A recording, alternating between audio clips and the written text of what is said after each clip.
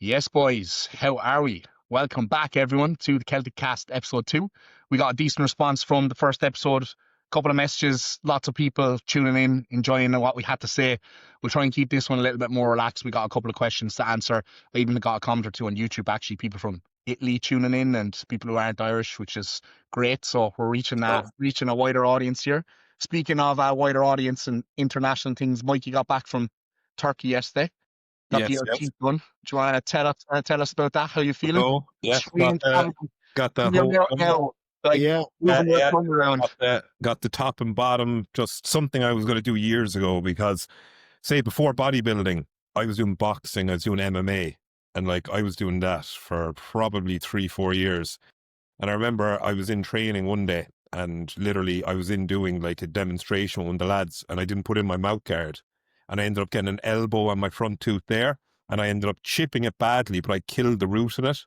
And I ended up getting a fix. I got the two front fixed just in Ireland, like in the dentist, and they literally broke again like 6 months later.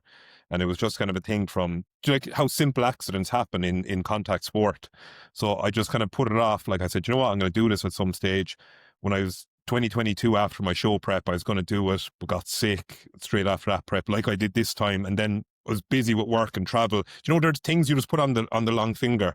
So went over, and like if anyone is listening is thinking of doing it, like I'll be honest, like it's a pain-free process. Like as much as you think it's going to be like getting it done, it's going to be painful, it's going to be sore, you're going to be whatever. Not for me now. Like you get injections in the top of your mouth, tiny bit of pain, like little prick, like obviously bodybuilders, us, we're used to a bit of that, so it's not going to affect us. But the process is you're in and out. They're so efficient. And like even people have asked me price wise, like I paid 3,700 sterling for 20 veneers with free accommodation, free transfers. I paid my flights, which were I think about £220 in the end for flights, so under £4,000 I paid, and literally for 5 days. And they're so efficient. They're literally in your appointment time, you're done. Like day 1, 5 hours, day 2, half an hour, day 3, fitment, like 2 hours, day 4, checkup. And like they care, like in there, they're not rush, even though it's efficient, they're not rushing you. Like if they're looking at it, they'll do whatever they need to do. And I just, for people as well, like I just got a quote in the UK for the crack before going, 18,000 sterling. Crazy, isn't it? Mike, Yeah. did you get yours shaven down, or do you have like composite veneers on top of yours? I got a shave down just because with mine now as well, when I was going in, I wasn't suitable for, because I've a strong overbite. So I kind of grind at the side through there. So they said that I wouldn't be suitable for that because I'll probably end up damaging it. So they said that what they want to do is I got the porcelain veneer over.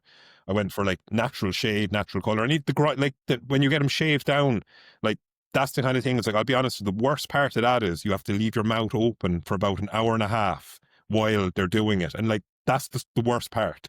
And they use the little kind of like, it's like a little angle grinder, but you can, like, cause your mouth is open, you're breathing through your nose, you can just smell, you know, the burning smell of like contact. Like that's all you get for about an hour and a half, but And there's no pain, no nothing. You can really taste a little metallic kind of bit to it. Because I've got my teeth shaved down before. I've had a couple of chips and things like that. But mate, there's loads, because I was in Antalya recently, loads of those clinics everywhere. Every corner, there's teeth clinics all over the shop. Teeth, hair clinics everywhere. Like I went for a walk from my hotel to the shopping centre. I think I walked past 4 or 5 clinics in the space of 15 minutes. And like the thing is, what I'd say to someone, if they're going to go, there's so many options. Just get a review off someone you know, because I went to Seville Smile.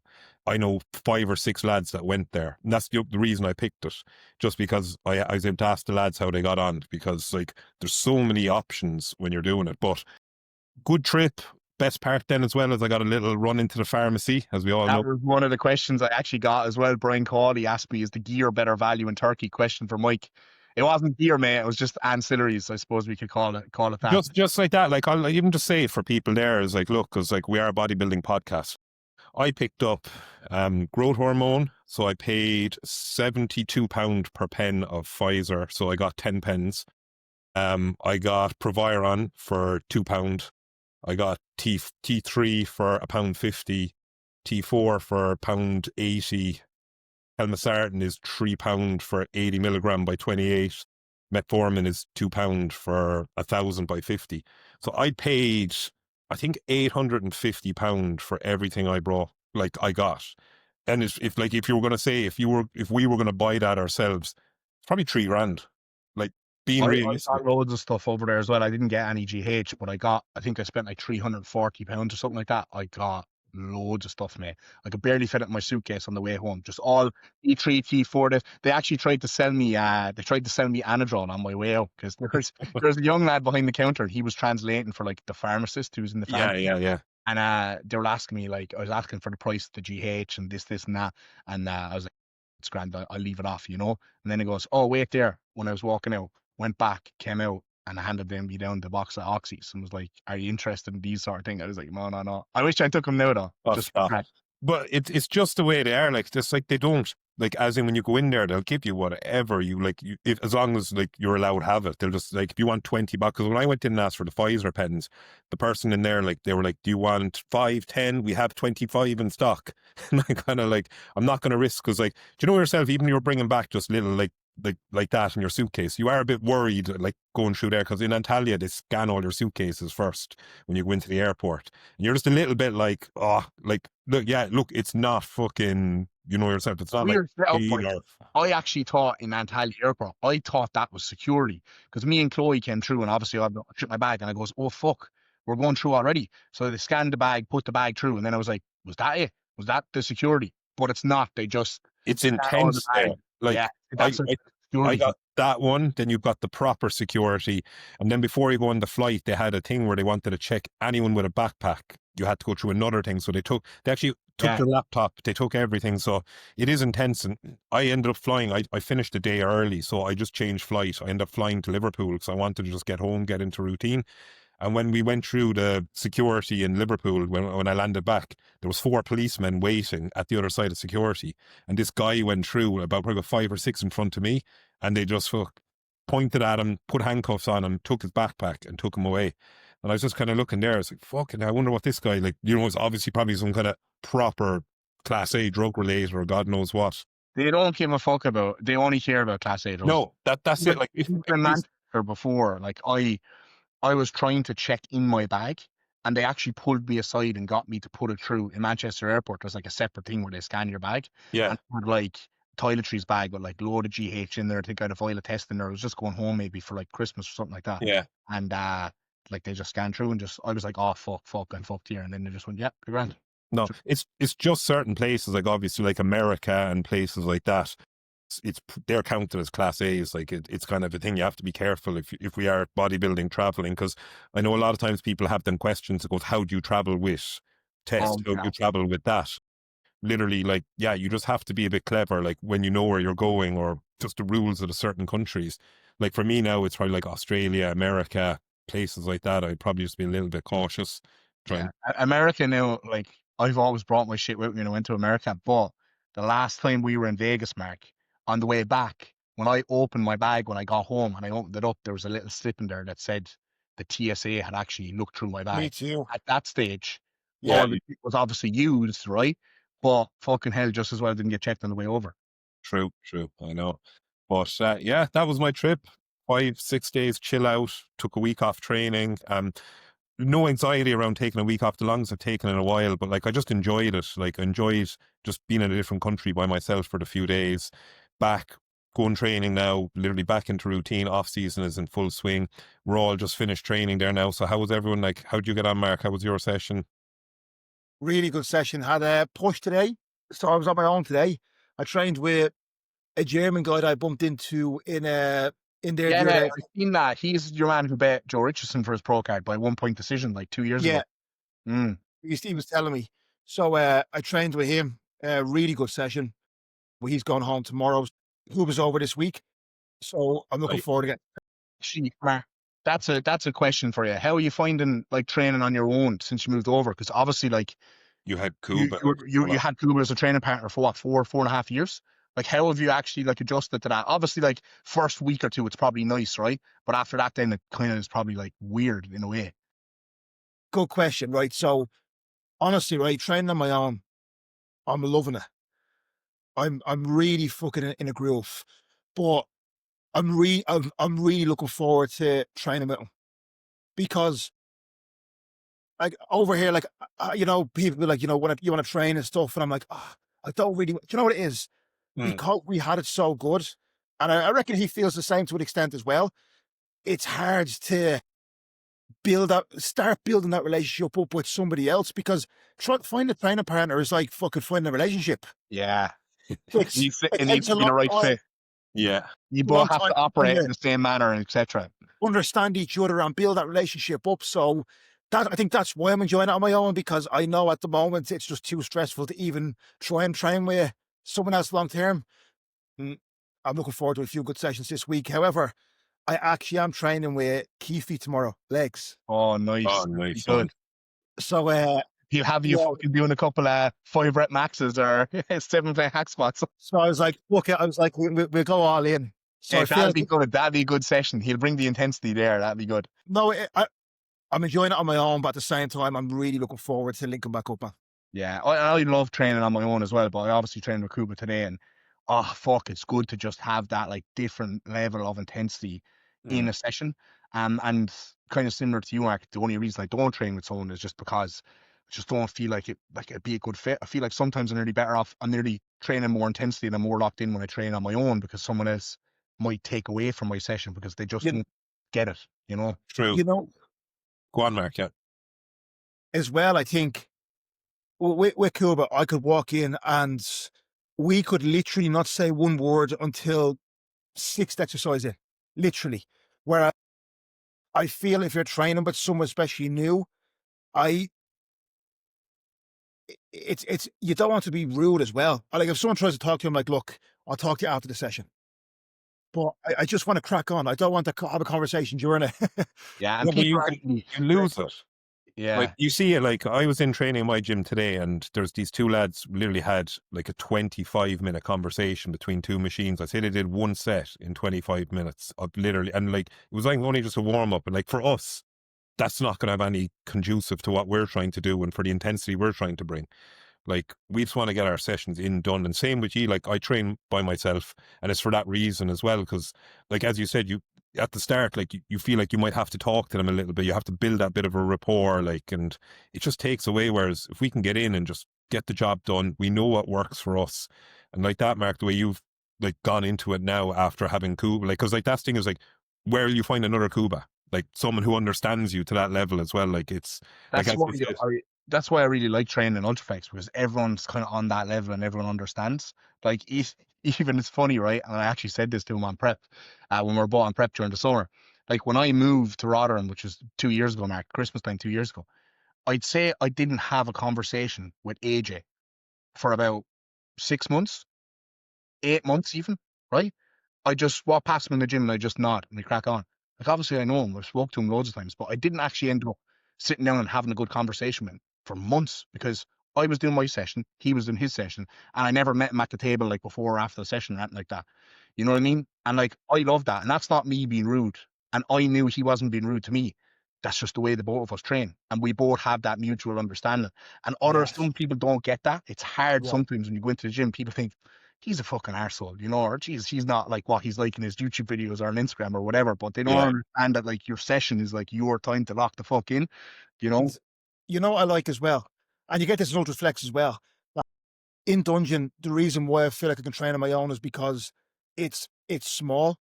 Everyone's kind of in and around each, and if I need a spot, I don't even have to ask. Someone will just be there. The same in Ultraflex as well. Like you could be in the middle of you could go, just give us a lifts, and someone could just nod at you, do it, and just walk off. Yeah. That's a perfect environment. True. It is. Will we answer some questions here, Mark? Did you get some questions? I actually got a couple of good ones, so I think we'll make our way through them. On. Would you do a physique critique edition? Always good to get info off someone better. Look, mate, I'm not going to lie to you. I'm going to be honest here. You have to pay me good money to do a physique critique podcast here because one thing I hate about watching other podcasts, unracked podcasts, Fuad podcasts, whatever, boring, man. Physique reviews, sitting there for 30, 40 minutes looking at some random person you don't know. And the two boys would probably be a little bit more diplomatic, but I'd probably rinse everyone's physique and you'd all be crying. So I don't think that I don't think that could have done very well. But yeah, sorry mate, but that's just fucking a waste of an hour to me reviewing physiques. I think it's boring as fuck to watch. Obviously it's great for people who want their physiques reviewed, but yeah, just DM me a couple of pictures, bro, I'll tell you. Okay. Anything to add to that, boys? No. No, I think you're right. That's sometimes like, I'll say the same. Just send me a few pictures. I'll give you my honest opinion. True. You'll get it like that kind of way. It's better because like rather than like putting it up in the public here and then us kind of saying, oh, you know, that kind of way, like if you're trying to hold back, if you're trying to be nice, or like imagine us like 3 weeks out on prep doing this podcast and getting these physiques in. We slate ourselves enough, so we fucking Oh, slate. yeah, because like we take our own pictures and just say dog shit. And Yeah. Yeah. Next question, Adam, my client. What attracted each of you to your respective coaches at the time? Good question. So me and Mark, actually, I think Mark signed up with Cuba a couple of months before me. I don't think it was too long, probably only like maybe within 6 months, I'd say, before I did. But what actually attracted me to Cuba was when I did my first prep and I was with a different coach. Spent my whole entire prep watching videos of Cuba and AJ training together. And I was learning a lot of the shit I was learning from bodybuilding at the time from Cuba's videos anyway. And I just felt like I had a very similar personality to him. Very intense, very extreme. I even had a couple of my friends at the time. One of my friends who's also a coach, he was like, you should sign up with Cuba. He's a perfect fit for you. Then I was kind of thinking, why don't I? I think at the time, what held me back was I was like, oh, he wouldn't take me on as a client. I was like, he wouldn't take me on as a client at all. All his clients are like way more advanced than me. But then when he did actually take me on, fuck, I got so much attention from him, way more than my own coach. I was like, oh, why didn't I do this months ago? You know? do you know, like I'll even say because obviously, like when I went back say years ago when I was actually getting like I wanted a good coach. My whole thing was Cal or Cuba, and I messaged both of them. I can't like whatever day it was, I messaged both of them, and it was Cal that replied first. Like literally like 30 minutes later, and Cuba replied. I think like it was like an hour and a half. But I was kind of already in a conversation with Cal because I was thrown between the two at the time. And literally, like, it was kind of like looking at, like, what did I want and what did I want to get out of that now? But obviously, I went with Cal at the time. But, like, obviously, like, between the two coaches, like, as you can see there, like, they're both doing fantastic in the pro ranks, like, even in the Olympia, like, seeing Cuba getting the win and then Cal getting the top 5 with Niall, like, there's so many good coaches out there, like, as well, at that high standard. But, as you said, like, for people watching this, and if you're looking for a coach, like something we probably should discuss as well, like between all of us, is like when you're looking for a coach, look at your level at times. Like sometimes, like say if you're new to bodybuilding, don't go to Cuba. Don't go to someone of that. Like if you're literally you want to hop on gear for the first time and you've only done like 3 or 4 months training, you're 18 years old, and like say you need to put on a lot of tissue. Look for a level of someone that local or someone that you see online that's kind of building their repertoire. Like that's probably something you see a lot of times because you probably see that like probably Cuba probably gets applications from people that are string beans, like, oh, I want to put on muscle. Yeah. I even see this sometimes with people who inquire at me, and they might have inquired with other coaches, and then they'll go with someone in the end, and I'm kind of thinking like, I would have given you so much more time and attention than this person. You do kind of have to, in bodybuilding, right? It's all about earning your stripes, but you have to be realistic with where you are in your journey as well, and think, is this really the right coach for me? Oh, I've never competed for the first time. Well, I'm not going to fucking sign up to someone who's bringing clients to the Olympia because he's just going to fucking text me back a thumbs up every single week. Yeah. You know, so Like I'd say like literally like, from lads I know, some of the lads that went with like Stefan, like amateurs, like if you have to look at it, like I don't mean in that way. It's like he probably doesn't overly care unless you're a top genetic freak as an amateur. I won't mention names, right? But That's what I'm trying to do too. I know someone who was getting coached by Stefan, and Stefan was giving him, one word answers and thumbs up and this and that, whatever. So he's told Stefan some checking photos 1 week of him like a year ago. And then Stefan responded back being like, oh yeah, all good, bud, blah, blah, blah, whatever. Like didn't even notice that these pictures were a completely different physique with like 15 pounds less muscle or whatever the fuck it was. And after that, then the person was just like, I need to leave here, So that's what we're saying about like know your level at where you're at to these coaches, like because like they're probably paying a fortune to these lads as well, like to these top Olympian coaches. Yeah. Like, yeah, Even sometimes you might get someone who signs up with you and like let's say they've never stepped foot in the gym before in their life and they're kind of thinking like, fuck, I can help this person, but they'd probably be better off with a different coach who maybe is a little bit more time and patience and is gonna, I don't know. I Yeah. think, yes, I think as well, when looking for a coach, I think it's important. Everyone has the knowledge, but who is going to get the best out of you as an individual? Who do you relate with most mentally from their personality as well? And who are you going to do everything they say? Mhm. Does that make sense? yeah, And this is the same thing because funny that Mike said that he texts Cuba and he texts Cal because at the time that I was looking for a different coach, I was torn between those two as well because that was back when Cal was fucking really on the come up at that time. yeah, And that's back when he was turning like, he turned Josh Bridgman pro and like Aaron Thompson and like all these people around that. He turned loads of people pro at that time who ended up going off doing like big things. So I was like, oh, will I sign up with Cal? Will I sign up with Cuba? But personality wise, I was just like, Cuba's just way more up my alley here. He's like really intense. He's like really like, I was just like, that's what I want. That's what I need. That's what I feel like I'm going to get on with a little bit better, And obviously, fucking nearly 5 years there, here I am. I probably made the right decision. And it's not that like some coaches are better than others. It's not that fucking deep. From like different people will go to different coaches because it's what they need maybe at that time, mentally or whatever it may be. But like I said, everyone has the knowledge, and these guys are at the top of their game. Yeah. exactly. Right. Next up. So, this will be maybe a controversial one. Don't know what you'll say to this, but be the best coach or be the best bodybuilder. I'm going to be completely honest. Be the best bodybuilder all day. I know I love being a coach, but fuck me, I'm an athlete first. Like it's like, would you rather be Mr. Olympia or would you rather be like Hanny Rambod? I'm like, I'm taking Mr. Olympia all day. You know what I mean? Like obviously that's like the Mm, extreme of this question, but I'd just rather be like the sickest fucking bodybuilder I could be, to be honest. mm. Like, I go on, go on. Mark. Yeah. No, Mike, you go on. Yeah, no, like as I said, like probably like now that I'm really back enjoying my journey now, like I just want to be the best bodybuilder I can be too. But also like when I was like say 2, 3 years ago, I was fully focused just like on the coaching aspect, like literally, like that's when as I said, like I took that little step back from my own physique, and it was just on about trying to like build that. Like obviously, I wanted to get the first pro card win, got that, did all like them bits, and now that where I am, like I like it's getting that balance for me now at the minute of like I want to be able to push my physique to that level because like how you become a top level coach now as well, the way I'd see it too is we need to be able to show that we can do all of that too. Because like, yeah, look, there's plenty of coaches that barely train, that eat 2 meals a day, that are top level coaches too. But like for us, and especially building your repertoire and building your name, like we need to show that we can do this. And like if we're winning shows, we're in overalls going towards pro cards, like people will resonate who have similar goals and they'll see that for us. Like that's the way I'd see it now at the moment. And then again, it comes back to what we were just saying in the previous question, like, oh, do you want the cat or do you want the Cuba, right?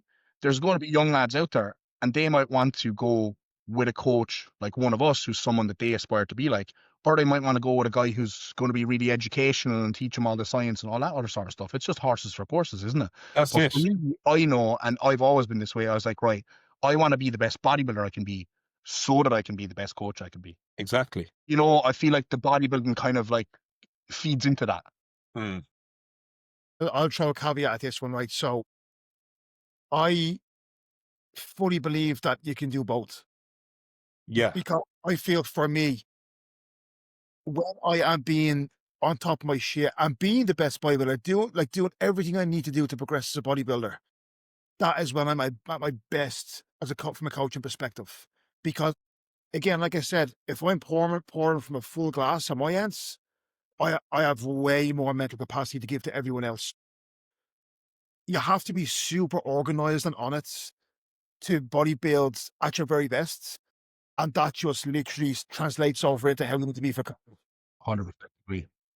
Do you know, So, even like when we're coaching then as well, as like it brings our standard of what we want for our clients even higher, because like that's when we'll call out our clients, because like we'll have no problem saying it, because like when we're on our shit, like we're getting our meals in our sleep, our training, and if we have clients there like we're missing meals or literally X, Y, and Z, like it won't be like, oh yeah mate, look, come on, like next week let's try and get them in. Like we'll be like, you signed up to me, you had your goal of doing this, you want to compete in 22 weeks and you're acting like this. Like it gives us that authority to speak like Exactly. that too. Whereas, And go on. it does make your clients work harder as well. Like when they see you getting after it, that actually motivates them as well. I So, tell you the thing, right? I don't know if you feel the same thing, but when my clients see me doing a show, I swear to God, they get better results mm, because they're even more focused as well. They're like, this fella's fucking doing it. I better be fucking doing it. Yeah, no, definitely, because like that thing is, there's no better feeling than as well doing a show and clients are there and then they come up to you after it and they're talking and like even if it's going to be like, say if they haven't competed before and they're like, oh, I can't wait to start my prep now, and like just seeing you up there, like it just drives you on just to be better. Like that's just the endorphins you're going to get from that and being able to help people pursue their goal. yeah, because I had a couple of clients at my show as well, Muscle Contest Ireland earlier in the year, and like that fucking fired me up to like perform as well. I knew like my family's here, my friends are here, obviously the whole fucking country's watching, and like you kind of have extra Pressure. layer of like, pressure and even like accountability. Like you're like fuck, but Mm, that helps. Like definitely. right, will we do another question? So this is a good one actually. What age were you guys when you went enhanced, and the backstory behind it? This is going to be very different for all of us. Who wants to lead with this? Mark is making faces here. Mark, I was 14. Uh, I was 18, too young. Well, right. I'll put it this way, okay? Different times. For most people, I would say too young. I, I knew from day one where I was going, and nothing was fucking stopping me. Yeah. And a lot of people say that, and they fall off the grid after 2 years. Mate, I'm over 10 years into this, and I've done everything I said I was going to do. So I knew from day one, from making that decision, I knew exactly what was going to happen and what I was going to do in my life. And that's a bit strange to say, but if I didn't have that confidence, I wouldn't have taken the jump that young. That's actually funny that you say that, because I always thought it's funny actually looking back at what I looked like when I was like natty when I was younger, right? Like I always thought my physique was good enough that I could make something of bodybuilding if I pursued that and if I like went enhanced. You get me? Like I always thought like, right, if I'm going to be taking steroids, well, I better be fucking worth it, sort of thing. And I did delay it for like quite a lot of years, and I stayed natural and stuff, all just because I was going to college, I was drinking, I was partying, I was doing all these other things. I knew, right, if I'm going to commit to this, I'm going to fucking commit properly. And I did, and waited until I did that.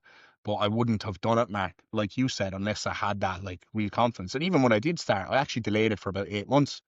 I was humming and hawing in my head over back, do I want to do this? Do I want to do this? And then once I did, I knew I'd made the right decision.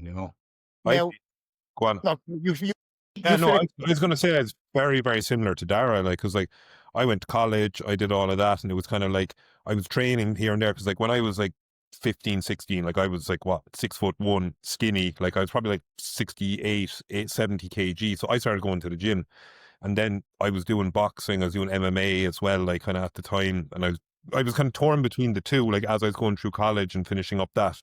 So like it was kind of like from like then when I finished college at like 22, it was like 22 going on to like 24, 25, it was kind of MMA with trying to mix bodybuilding as well at the same time, which it's very hard to mix the two of them. And pretty much what made my decision then as well was like I ended up breaking my arm. And literally, when I broke my arm, like I was in a recovery, had an operation, got a plate. I had to build my strength back up. I remember going into the gym literally like 10, 11 days after breaking my arm. I had a soft cast on, so I was able to like literally just trying to slowly move my arm, like trying to get a little bit of degree of movement every time. And literally from that, like I just built up, said, I need to make myself stronger. And I said, it's bodybuilding now. I'm never going to be anywhere in MMA. I'm not going to be professional. I'm not going to be X, Y, and Z. So literally with bodybuilding. And then with that, I was trying to build my physique natural first. But obviously then it was kind of like Dara said, I was like 8, 9 months of thinking about enhanced, like if I do this, I'm going to do it right. I'm not just going to do it and like do it for 6 months and I'm going to be drinking, doing whatever in college, like the college life. Like I was finished all of that. So literally that was it. Put all them on the back burner, started my first cycle. And again, like if we look at ourselves, like even if we could give them advice, like my first cycle was stupid because like the information wasn't even there. Like my first cycle, I went into the supplement shop, got the gear off the guy behind the counter, Yeah. literally test, mast and tren, 1 mil of each, Monday, Wednesday, Friday. That was it running through. Because I didn't know anything else. Like I was doing little bits of the research wasn't really there. Like as we said, like 10 years ago, same as like Forums and shit, wasn't it? like it was terrible. Like we were kind of like literally, I know there was like T-Nation forums, like, and we know them bits, but it was just what people in the gym told us, or you seen the big Polish or Lithuanian lad. Like it was their advice. I was absolutely blessed at the time that I got into it because it was literally just when all the safer use model shit kicked off. No, so like I remember starting like 250 tests and then like really slowly, incrementally bumping up. First year I did 500 milligrams total for a whole year. Second year was like a gram whole year, and then I started escalating above beyond that. In hindsight, looking back, I was actually probably too slow with it. You know what I mean? But I'm glad that as little fucking sense as I had when I was in college and all the other fucking recreational drugs I done and stuff like that, at least I had the sense to be like, nah, if I'm going to take steroids, I'm going to wait and then I'm going to full send. That's done, yeah. So I think I was like 23, I think. Yeah, I was 23 and I was 24 when I stepped on stage for the first time.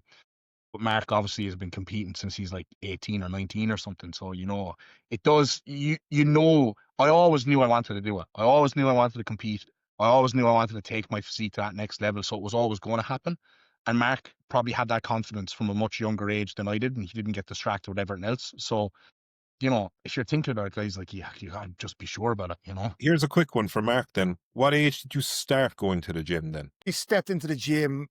I had to forge, like, I had to, like, use a fake age and stuff. So I stepped in for the first time maybe just before I was 15.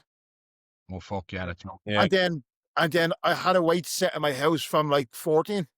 Do you know, like that's going to give a bit of perspective to you saying you started at 18. It's not like you just joined the gym at 17 and just hopped on. Like you've been doing 4 years probably.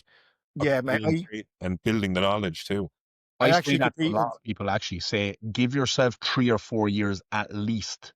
Train, eating naturally before you think about steroids. Don't just. I competed powerlifting was natural as well. Mm. So I was around. I got around before even 18 was young, but I already been in a decent chunk of time doing it. True. Pretty consistently. Yeah, you were on the perma bulk back then, Mark, I'd say. Serious, ma. Stop that up the nutrition meal. That was crazy, wasn't it? Yes. Like 1,250 calories in the serving. You'd be bloated for days after it. You'd be trying 2 as well. You'd be doing first thing in the morning and going to bed. I had it would just shit straight out of you. Yeah. Yeah. Because it was all sugar, no fiber. There's no fiber in it. So like you're literally just having maltodextrin basically all in one go and it just goes straight through you. So this is why we should use Conte products Mark 30 for 30% off. At last day, by the time this goes live tomorrow, it'll be all sold out. Yeah, right. How many amount questions would you have? Who would win in a fight out of the 3v? I've experienced the biggest, so he might have the advantage. He's the biggest, but I think he's the gentlest. You know, I'm a little bit I'm going to say straight out, it's going to be me because Mike with the MMA experience. Yeah, that's true. That's true. You know, grappling, the ground game. And you know what the thing is? You never lose it. Like if someone, like if you had to protect yourself now, like my first thing is like, I know what to do to defend myself. And like, here's a tip for anyone. If someone comes at you in a fight or something like that, first thing you do is throw leg kicks. Everyone comes with their hands up like this. No one expects, if you can fight kickboxing, the second you throw something with a leg at someone, people don't know what to do. They shit themselves. So that's your tip of the day. If someone's coming at you, like, not saying it's going to be like a knife or anything, but if someone's coming at you, your leg is a very, very good tool to use. And if you can learn to kick and connect with your shin, the pain, fuck me. We'll have a lot of fellas getting datings now off Mike's advice. I want to be looking. Will any of you ever move back to Ireland, do you think? I will anyway, yes. I know Mark is literally only just after moving over to Dubai, so he's going to be there for a stint. Mike, I mean, he looks like he's pretty settled, so settle, but like you never know, like long, like that kind of way, like where you want to be. 'Cause even just you're thinking about, like, say, long term, like if you are like wanting like family, kids, and where you want them to grow up, like do you want them to be like nothing against like here in the UK, but the way I've been brought up now as well, and like the system in Ireland, like it's probably something I would like, but it's not something that's on the cards anytime in the next 12 to 18 months anyway. I'd say I'll be living back home in like 3 years' time. Mm. You know, just what my timeline is like in my head for like having kids and all that other sort of stuff, you know, and I don't want to have too much of a scheduled timeline. I'm going to do this at this age and blah, blah, but I kind of have a, you know, I do have a kind of, Darren's got a 5-year plan. yeah, He I do does. kind I of know like, it. again, things could change, but like, I can't see myself having kids over here realistically. And I think the older I'm getting, this might not like there'll be a lot of younger people watching this, right? And I'm telling you, you're gonna think like this when you get to my age, because when I was younger, I couldn't wait to get away from home. Like Mm. I went off to college when I was 18, right? And like I lived out at home since then. And then when I finished college, boom, was gone. Lived down in Tralee for 3 years. Then I was gone, boom, again. Like I couldn't wait to be away from home. I barely even speak to my parents when I was away. My mom used to ring me when I was down in Tralee. I mightn't have spoken to her in 3 weeks. I'd be like, "What are you ringing me for?" Do you know, I was just real like at that time, I just wanted to be away from everyone, wanted to be away from everywhere. And then I was like, right, I need to get out of Ireland, come over to the UK. I barely go home and visit, whatever. And now when I go home, I'm like, oh, fuck, I miss being around my family. I miss being around my friends. It's funny how it all comes full circle. Circle comes around, but it's so nice to go back home when we're living away then as well. Like you actually appreciate the time at home a lot more. Like that, like are we all Yeah, going back for Christmas or? I am, yeah. Back I as am as well. well. Yeah, so I'm going back on the 19th. When are you going back?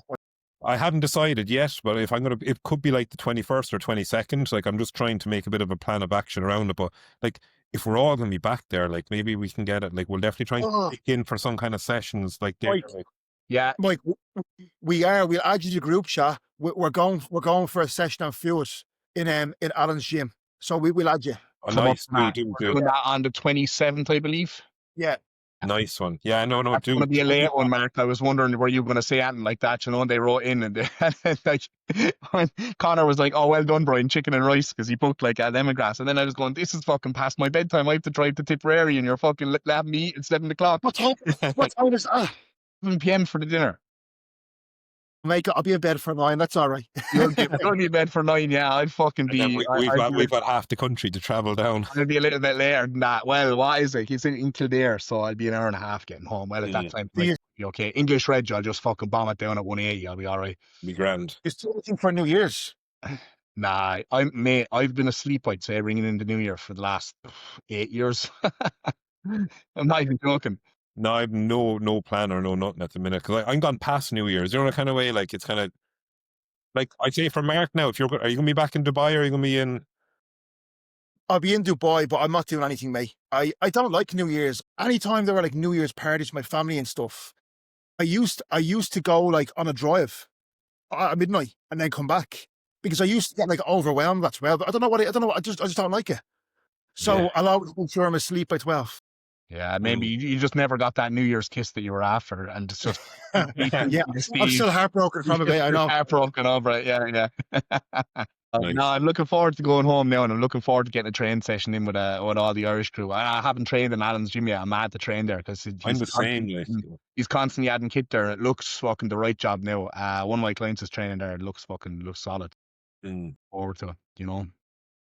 So in terms of what was the question? Moving back to Ireland. Yeah. So I can't see myself ever going back to Ireland or the UK permanently.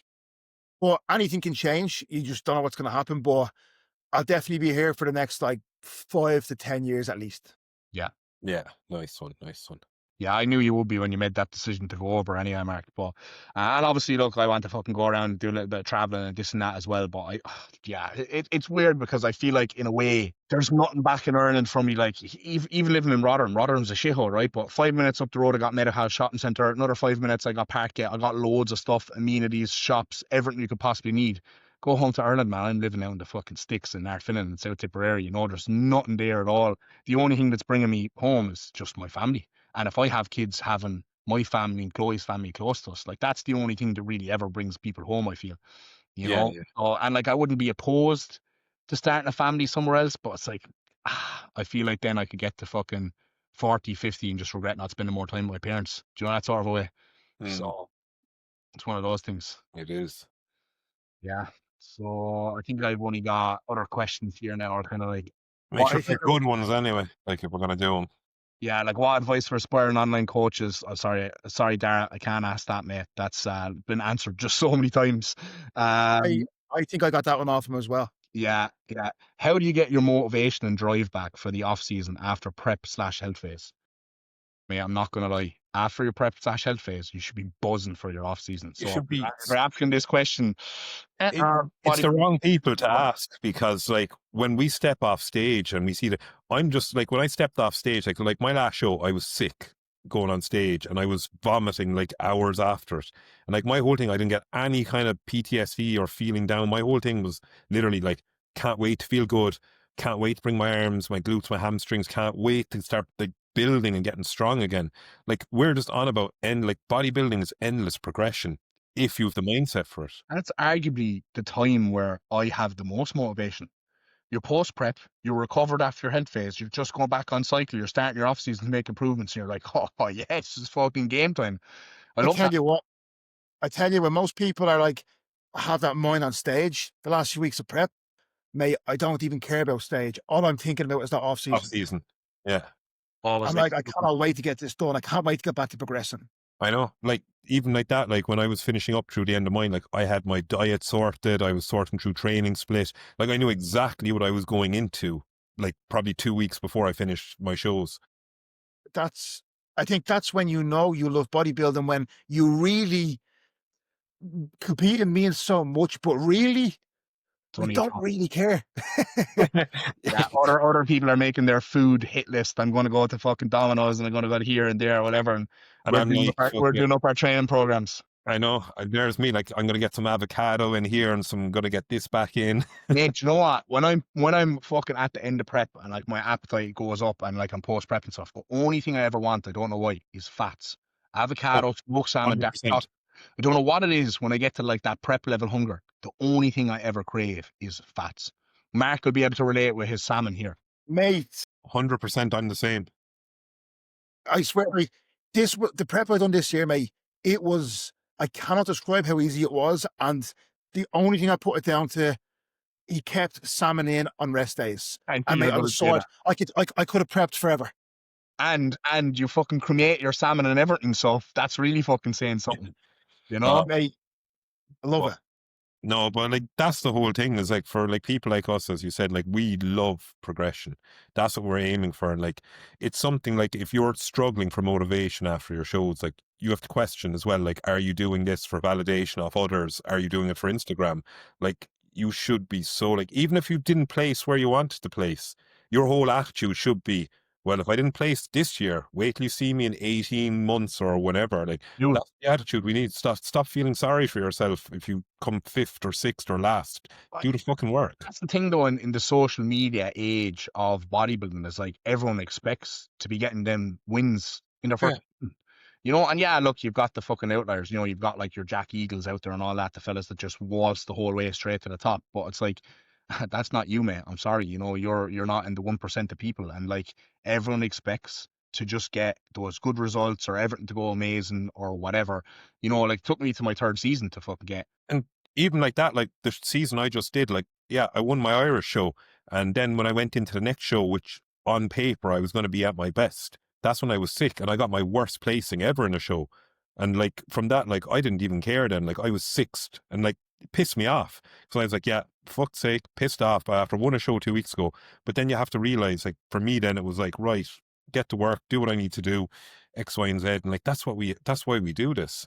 And like that's the problem what we see at times. And here's a little kind of question then. Let's just kind of move this one aside. Say like when people are asking like one thing that like kind of like if you say grinds my gears, it's when like not going to say certain clients or anything like that, or when people say it, or people are new to bodybuilding. And call them out, Mike. Call them all out. You know when people are like 20, 24 weeks out and then they're worried about what they're going to look like on stage. They're starting. The way I look at this is I want to see what way you look at this. When I, like, say, if I have a client that's like starting prep and they're like, I'm worried about how I'm going to look. I'm worried if I can pull my body fat off, and say they're not even in a bad position.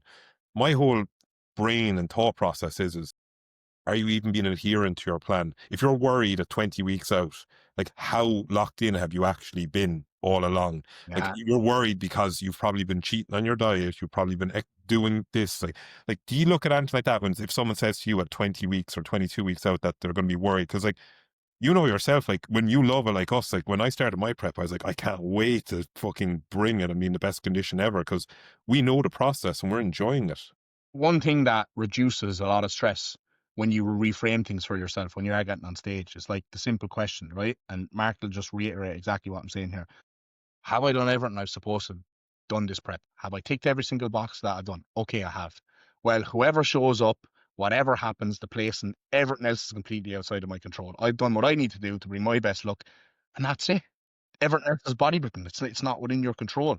And I think that's a very liberating feeling, because it's a feeling like you're not good enough, but that's okay because you couldn't be any better. And that's hard for people to grasp, but it's an amazing thing because it's an opportunity for you to get better again. That's it. And like, you're gonna, like, you've looked your best. Like, you're at your best you've been. And it's that little, like, aspect, like you said, you'll be better when you do the process again. And like, even if it's your first prep, like, your first prep can be a mind fuck, because like, obviously you don't know what's going to be the last 2 weeks. People over worry about a peak week when it's probably the simplest week, really. Like, if you're ready, it's piss easy. But people are trying to overcomplicate like a simple, like, but at the end of the day, bodybuilding is a simple enough process. We overcomplicate it, like, with what we want to do. Like, that's how I see it. Your first prep, man, should be your most enjoyable prep. For me, it was like, oh, it was just, do you know, like when you first start training and everything is like new and exciting or whatever? That was what my first prep was like. It was so fun, so exciting. I had no pressure on myself, zero expectations. It was just like the best fun ever. And one thing I think people need to remind themselves of, like any first time competitor or anyone who's sitting on stage for the first time, like, you will only look like how you look right now based off how much muscle that you have right now. That's okay. You can only look as good as where you're at in your journey. It's like, if you don't think you look great after first prep, it's like, okay, build more muscle, do another off season. The next time you step on stage, you'll be better. That's the whole name of the game. It's the whole point of bodybuilding. And if we look at ourselves, like, first time I was on stage, I was like 86 kilo. My last time on stage was 101.5. So, you know, like, it shows like what happens, like, when you look at it. And even when I look back, when I did my first show, I was buzzing with it. I was like, I remember, because like Mark was doing the same shows as well. Remember, me and Mark went for food after the Nationals back in, like, was it 2018 or 2019? Yeah, I remember 2019. seeing the picture of the two of you, all right. Stop. Like, but like, that, what it is, like, I loved that. Like, I was so happy with how I looked, like, back then, for the amount of muscle I had. But then when I look back now, like, when we look back, you're like, fucking hell, like you can see the progression we'll make. I think all you can control is the work you put in. If you are doing everything, you shouldn't be stressed. If you are highly stressed, even when you're nailing everything, it's going to be a long prep. And the stress that you're putting on yourself is cancer. Yeah. It's going to ruin your prep and ruin your look. Yeah. So enjoy it. Yeah. So Yeah. it's Fair play. Like that, like, that's the way I look at it. Like, if I go to a show and someone is like, the genetic freak is there, like, literally it's just like, fair play. Like, happy days. Like, yeah, I can only be as good as I can be. Yeah, you just can't be like one of those sore losers if someone is just better than you in bodybuilding. It's just the way it is, like, you know. It's the same thing as like people sending pictures of people they're competing against. I'm competing against this person. What do you think? Like, That's one it's of the worst things you it's can the do. worst thing that you can I do. spoke about this in my last prep as well. Like, it's just like being on Instagram and like looking at other competitors and this and that. It's like, it's poison. It's complete poison. And at the end of the day as well, like, everybody looks great on Instagram, you know? Yep. And like, do you know, if I'm looking at somebody I'm competing against, I'm going to look at like, oh, they've got arms because I don't have arms. Oh, look at their lats because I don't have lats, right? But then they're going to be looking at me and going, fuck, look at his abs. His abs are crazy. Fuck, look at the detail in his quads. It's crazy. Like, you're always going to look at what the other person Don't have like that what you we need don't. to develop. But then fucking vice versa, you know? So like the other person could be wank and you'll still look at them and go, They're 10 times better. you got way better arms than me, you know what I mean? And you just put yourself down. So it's pointless. I'll Yeah. tell you, when my mind started understanding this, okay, was I've been on stage with people that I've seen on Instagram, and I've been like, oh my God, like there's not a chance I'm going to beat them. And I've destroyed them. I've also been on stage with people who I thought I was going to beat them, and they pissed all over me. Because until you are on stage beside somebody, it is, you don't know, you cannot see front to back thickness, density, depths. You can't see these things, and you don't know.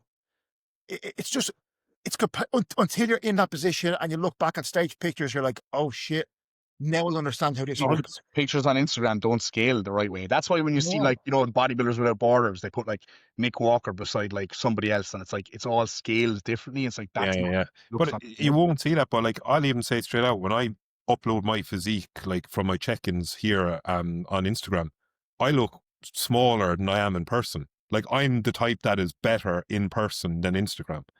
Whereas I know that one. Whereas, like, you know, the same thing where we see ourselves like as well, and like that with others. Like, you have to just know what you see on Instagram is not what you're going to see on stage, like, at all. Yeah, and that's why you just everyone, anyone who's listening, take your checking photos outside. Don't sharpen them. Don't structure them.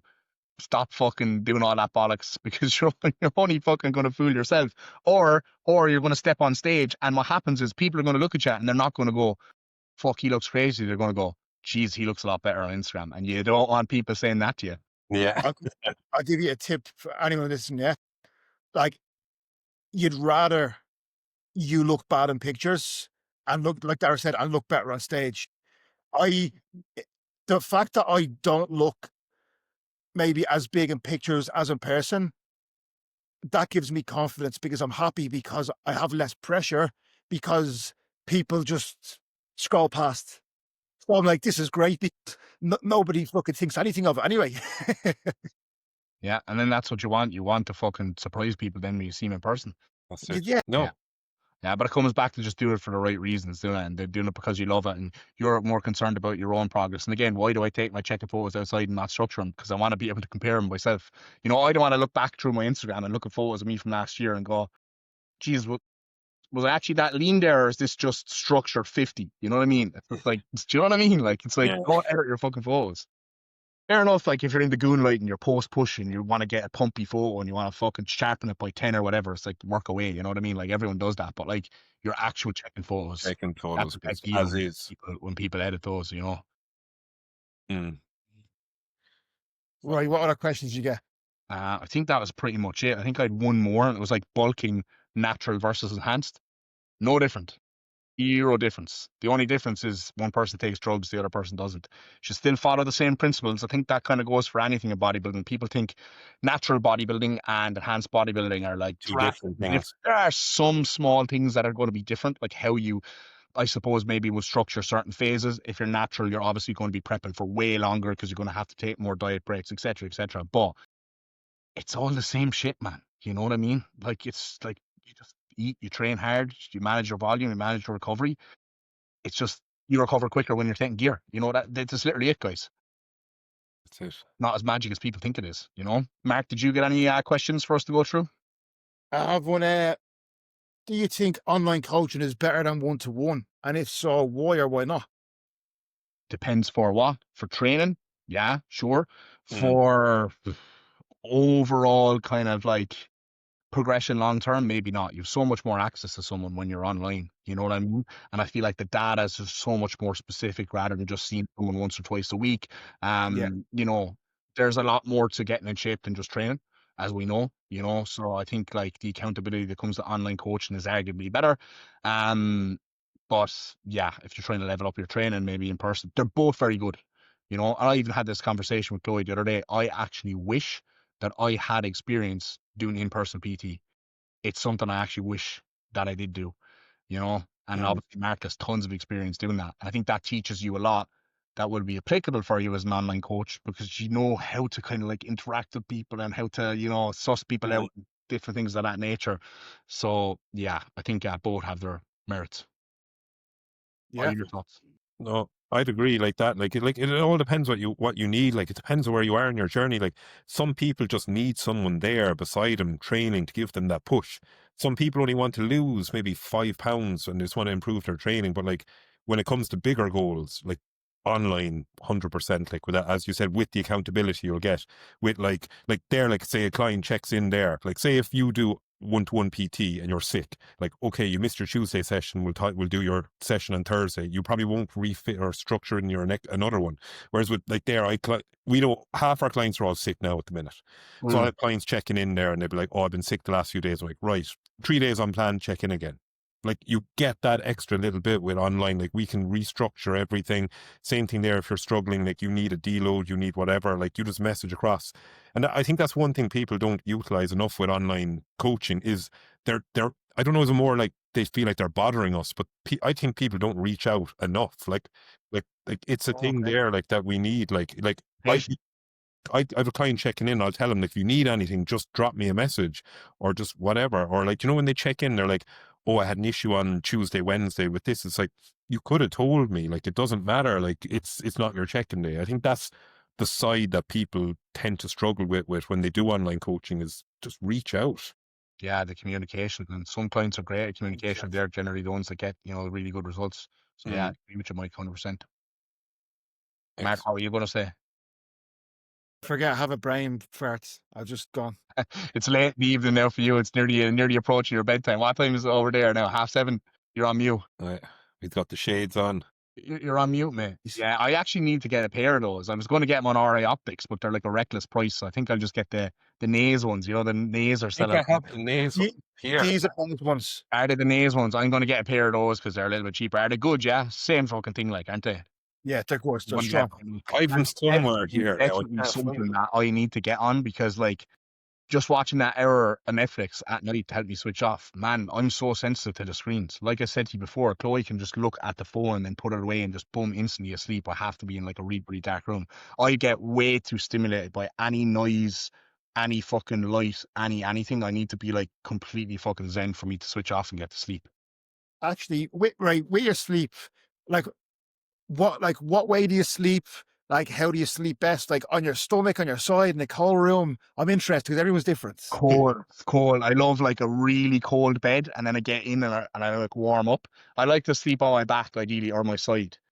I used to like sleeping on my front, but now that I've gotten heavier, I can't. Even now at the moment, lads, even if I fall asleep on my side, I wake up, whole side of my body is completely numb. You know how it is, like, so sleeping on my back is probably the best. Do you know what I actually tried last night for the first time? That mouth tape. Now, it didn't really stick to Pulling the mustache off you. it didn't really stick to my mustache as well, but I did feel like I got better sleep with it. So initially I got better sleep with it.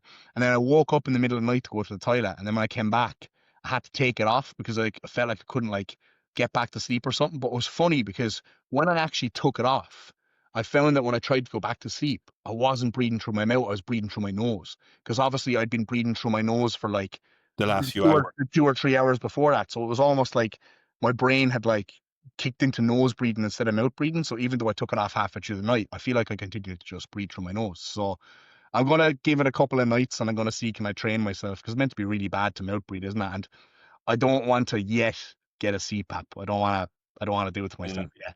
You know, I don't know if you have a CPAP. Mark, you had one at one stage, didn't you? I have one. So when I go home at Christmas, I'm actually going to bring it over just in case. Do you know what, mate? Even though I don't need it, I'm probably still going to try get into the habit of using it just to see if I can fucking get a habit. So why not use it and get better sleep? Yeah. This is the thing, because like, even if you don't like need it to get a good night's sleep, if you make your sleep even better, why would you use it? You know, we're all about the 1% in every other area. So like, the sleep is the biggest thing. Sleep is king, right? Isn't it? So like, you sort that out then. I'd look straight back at, like, when I was at my biggest, probably 122, 123 kilo, and like I was just ignorant to a CPAP. I would never, like, if I just don't want to use it. And when I look back at how bad my sleep was, how poor the quality like was when I was at that weight without it, like right now, yeah, I'm fine. Like, I'm 109, like I'm fine at this weight now at the minute, but I'm just interested to see when I get close towards that 120 again, and then I'll see. I'm not going to say no now, whereas if you asked me 2-3 years ago, 100% to be no. I'll just struggle on, I'll just nose strip or whatever, I'll just try that But I'm actually shocked that like my sleep is as good as it is now. I've been getting up super early the last while, guys, but I think that's because my estro is low. I'm gonna find that out now in 2 or 3 days. you got the bloods pulled today. I gotta check today, but I'll probably be sorted out by the end of next week anyway, because I brought that EQ down and we ramped the test way up for the last few weeks. So hopefully that'll sort it out, but we'll have to wait and see. But yeah, my sleep isn't too bad considering I'm fucking 5 kilos heavier than I've ever been before in the past. And I used to get to like 107, 108, and my sleep would be fucked. But I've been holding up pretty well. It's the leanness though, it's the body composition, you know? If you get fat, your sleep's fucked. That's just the way. I think the deeper into it you get, you just realize more and more every year the importance of the fucking basics, the stuff that people tell you when you're younger that you just ignore. Yeah. You know, It's hilarious though that like, you know, you're starting off in the gym and there's like the big guy in the gym and he's got loads of experience and he tells you something and you go, nah. Like you don't believe it, you don't listen to him. And then it's just the gear. Yeah, it's just It's human nature. It's not just in bodybuilding. It's in everything. It could be in race car driving. It could be in this, that, whatever. People just like, they just don't want to listen to the years of experience because they think, oh no, I know better. Or, oh, but this person said that and blah, blah. And it's just like, nah. you know what our routine, like what you're saying there, is like us going to bed at like 8, 9. Like I'm in bed at 9:30. I say, like if you asked me 4 or 5 years ago, I probably would have felt like I'm missing out on stuff. Like if I'm going to bed at like 9 o'clock, like, oh, why am I doing this? But like we miss nothing. Like because like my favorite time of the day is that 5 to 7 a.m. Like I say, like all of us who are up, like it's just so peaceful, just having them 2 hours or so where we can do whatever we need to do. And you like, you're not like, I know it's different with Mark, like Mark's hours ahead. So like he probably has more chill time a little bit to like So check into productive for through him, me. though. Like I like those hours in the morning, like 5, 6 a.m. because like you respond to all your clients and they haven't responded back to you yet. So it's like you get through You so get much. ahead of what you need to You're get done. not going to go in between one. You're not going from like check-ins to like responding to check-ins to responding. You're just blasting through all the work. And then when people respond, you can respond back. It's like you're doing one task at a time. Yeah, So it's kind of more productive, you know? And I love that time of the morning. Everything's quiet. You blast through so much work. That's why I get into bed for 7:30 and hopefully be asleep at 8 p.m. and then boom, I'm up at 5 in the morning. I'm ready to fucking go. go, yeah. I think when as we get older, we start to become everything that we used to look at and be like, Despise.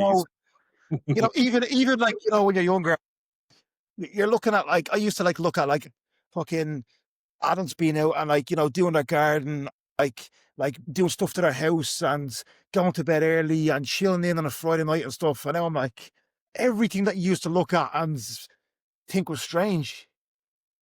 It's just it's the best life. Yeah.